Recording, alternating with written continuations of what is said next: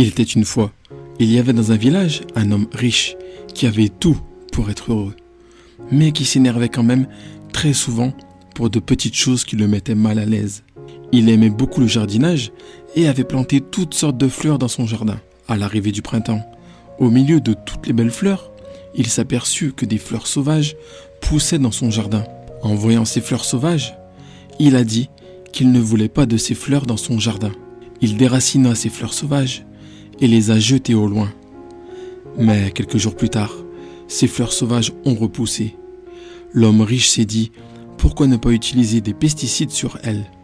Il a appelé un expert. L'expert lui a dit que si un pesticide est utilisé dans un jardin, il ferait disparaître les fleurs sauvages, mais aussi les autres fleurs tout autour qu'il avait plantées. Un jour, l'homme riche était assis tristement dans son jardin. À ce moment-là, un moine passe devant sa maison. Le moine se tient devant la maison de l'homme riche et lui demanda de la nourriture. L'homme riche invita le moine dans son jardin avec une grande hospitalité et lui donna à manger dans son jardin. Après avoir reçu à manger, le moine a demandé à l'homme riche la raison de sa tristesse. L'homme riche lui montra alors les fleurs sauvages qui poussaient dans son jardin et expliqua au moine la raison de sa tristesse. Le moine a souri et dit « Mon cher ami, tu n'as pas souhaité ces fleurs sauvages, mais maintenant, elles font partie de ton jardin. Tu ne peux être heureux qu'en acceptant cela tel qu'il est. Si tu aimes les fleurs, il faut aussi accepter les épines. » L'homme riche a compris ce que le moine lui a dit, et depuis ce jour, il n'a plus jamais été dérangé par ces fleurs sauvages qui poussaient dans son jardin. Si nous regardons dans nos vies, alors nous trouverons que là où il y a des fleurs, il doit y avoir des épines aussi. Là où il y a du bonheur, il y a aussi de la tristesse. À côté des bonnes choses, se trouvent à chaque fois les mauvaises choses.